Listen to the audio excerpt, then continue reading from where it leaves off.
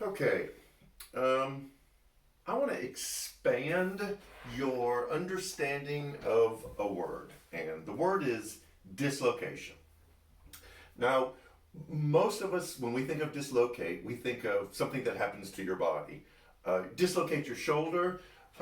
Some of us who are older remember the old Lethal Weapon movies with Mel Gibson would always dislocate his shoulder and then run into a wall to put it back into place. But to dislocate means that something is supposed to be in a certain place, it comes out of that place, there's a discomfort of coming out of that place, and you've got to get it back in that place.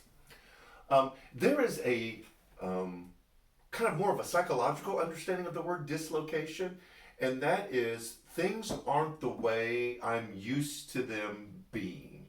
Things are different, things are changed, and I'm uncomfortable with it. Here is the best example of current dislocation. Your favorite grocery store decides to move everything around. And you're used to this pattern of walking. See, some of you are already getting mad, aren't you? Because you know when they do that. They do that to get you to walk down aisles you don't normally walk down. But they move things around in the store, and this is what we all say: I can't find the whatever anymore.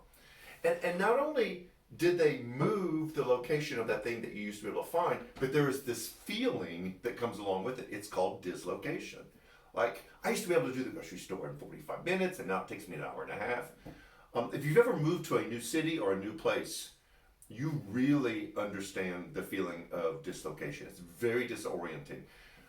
You were used to driving a certain way to a certain place, and now you've got to relearn everything. And it's a disorienting, unsettling feeling.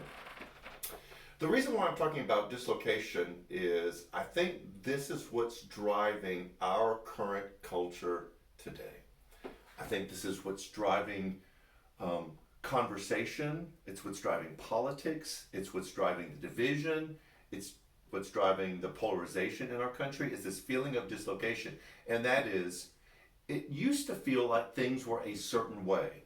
This is how family was understood. This is how church was understood. This is how government was understood, and it's all changing. And our reaction to feelings of dislocation aren't always honorable or upright. And this is why. Location does two things for us. It tells us who we are. I am a whatever. If you define yourself politically or by race or the team you support, whatever, I am a this, and this is the group I belong to. So when you kind of discover who you are, then you join a group, and that's how we kind of figure out who we are and where we belong. That's kind of like desirable for all of us. When that feels turned upside down or unsettled, there's two things that people in power use to help increase that feeling of dislocation. That's fear, like things aren't the same. Don't you feel it? And it's their fault. Those people are responsible for you not feeling the comfort and security that you used to feel. And then it's insecurity. We build up the insecurity. Don't you feel afraid? Don't you feel unsafe? Don't you feel like things are changing so quickly? And so this feeling of dislocation is increased because we want to know, like, who am I now? Where do I belong now? And hypothetically speaking, there might be some people who abuse and weaponize these feelings of insecurity and fear and dislocation to accomplish their agenda. Everyone is doing it.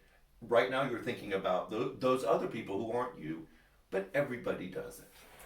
This is why, and this is kind of where I want this to end up in the Thursday thought.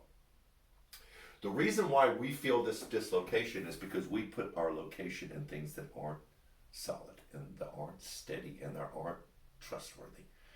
Our identity, who am I, the group that we belong to, is in something that isn't supposed to provide a sense of security and belonging for us. That's why we're afraid. That's why we feel insecure. That's why we so tightly belong to our an earthly definition and understanding of who we are, because it doesn't satisfy, it doesn't scratch the itch, it doesn't give that feeling of security that we're looking for. That is why God offers himself to be the only one who can give us that feeling. There's a lot of people who are playing the Jesus juke with God, like with everything going on around us, just trust God. And I get that. But sometimes it doesn't allow us to feel the insecurity that we're feeling. And so, in this process of dealing with the society and the culture that we're in, I want you to do a couple things. I want you to identify, who are you? And I know that those of you who are watching this will probably say, well, I'm a child of God, I'm a believer, I'm a Jesus follower, I'm a Christian. But I know that there's more in there. I want you to be really honest with identifying who you are. I want you to answer the question, where do I belong? I belong with God, I belong in his family. Those are all true. But we have added some other things in there, and I want you to be really honest with naming those other places that you have identified as a place to belong. And then I want you to go through the process of discovering where you're afraid. Like, well, what are you afraid about there? What are you afraid is going to happen? What are you afraid you're going to lose? What is threatening your position, your comfort, your security? And where are those feelings of insecurity coming from?